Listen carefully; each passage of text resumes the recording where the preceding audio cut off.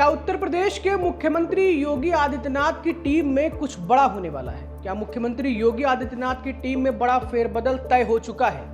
दिल्ली में अमित शाह से लेकर लखनऊ में विनोद तावड़े की बैठकों का दौर, क्या ये सिर्फ रूटीन है या 2027 से पहले का बड़ा सियासी प्लान? किसको फायदा होने वाला है और किसकी कुर्सी पर खतरा अब मंडराने लगा है? और किन नए चेहरों की एंट्री हो सकती है, ये सवाल है। क्या केशव प्रसाद मौर्य और ब्रजेश पाठक की भूमिका में बदलाव होने वाला है या फिर संगठन में ही बड़ा खेल होने वाला है? उत्तर प्रदेश की सियासत में इस वक्त कुछ बड़ा पकने वाला है और इन सबके संकेत दे रही हैं लगातार हो रही हाई लेवल बैठकें। दरअसल भाजपा के राष्ट्रीय महासचिव विनोद तावड़े का हालिया लखनऊ दौरा इस पूरे घटनाक्रम की सबसे अहम कड़ी बनकर सामने आया है। 2 दिन के इस दौरे में उन्होंने डिप्टी सीएम केशव प्रसाद मौर्य, ब्रजेश पाठक समेत कई बीजेपी के नेताओं के साथ में बंद कमरे में लंबी बैठकें की हैं। यहां तक कि मुख्यमंत्री योगी आदित्यनाथ से भी अलग से चर्चा हुई है और इन बैठकों में संगठन को मजबूत बनाने, सरकार और संगठन के बीच बेहतर तालमेल और संभावित मंत्रिमंडल विस्तार जैसे मुद्दों पर गहन मंथन हुआ है। माना जा रहा है कि इन चर्चाओं के आधार पर एक विस्तृत रिपोर्ट केंद्रीय नेतृत्व को सौंपी जानी है, जिसके बाद आगे का फैसला लिया जाएगा। इसी कड़ी में एक और बड़ी हलचल तब दिखने को मिली जब यूपी भाजपा अध्यक्ष पंकज चौधरी ने दिल्ली पहुंचकर केंद्रीय गृह मंत्री अमित शाह से मुलाकात की।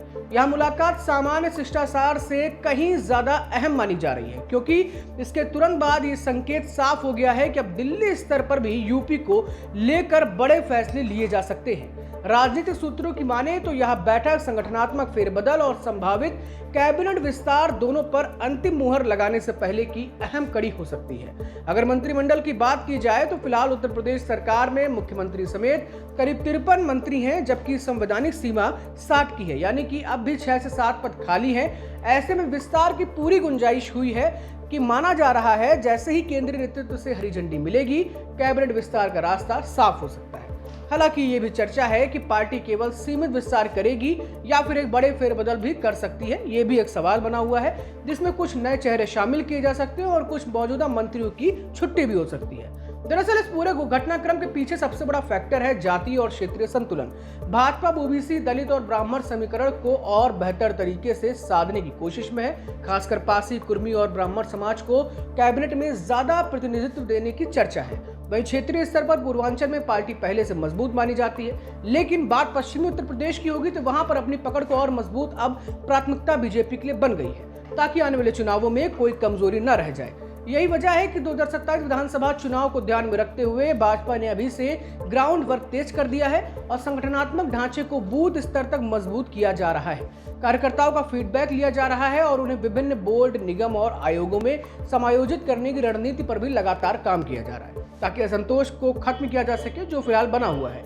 इतना ही नहीं, पार्टी अब अपनी छवि को सिर्फ कठोर प्रशासन से आगे बढ़ाकर विकास और निवेश केंद्रित बनाने की कोशिश में है। अगर पिछले चुनाव के आंकड़ों पर हम नजर डालें तो 2022 में भाजपा के 273 सीटों के साथ सत्ता में वापसी ने देखने को मिला था, लेकिन अखिलेश यादव की समाजवादी पार्टी भी 111 सीटें प्राप्त की थी। यही आंकड़े अब आत्मविश्वास देते हैं, लेकिन साथ ही यह संकेत भी देते हैं कि 2027 में कोई भी ढिलाई भारी भी पड़ सकती है।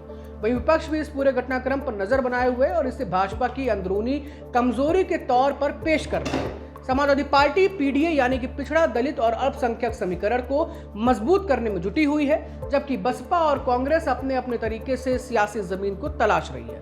सूत्रों के मुताबिक यह भी चर्चा है कि कुछ मौजूदा मंत्रियों का प्रदर्शन समीक्षा के दायरे में है और आने वाले फेरबदल में नए चेहरों को मौका मिल सकता है, खासकर पश्चिमी यूपी और कुछ खास जाति समूहों को अगर हम ले लें तो।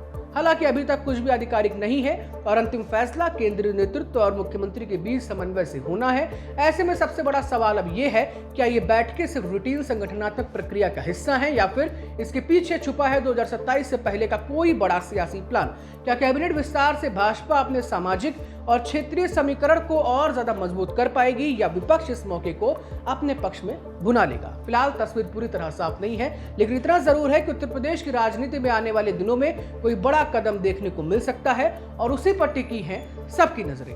आपको क्या लगता है? अपनी राय कमेंट बॉक्स में दे सकते हैं। उत्तर प्रदेश की सियासत 2027 से पहले क्या कुछ रुख होने वाला है और मंत्रिमंडल विस्तार को लेकर आप क्या सोचते हैं? राय हमें कमेंट बॉक्स में जरूर दीजिएगा।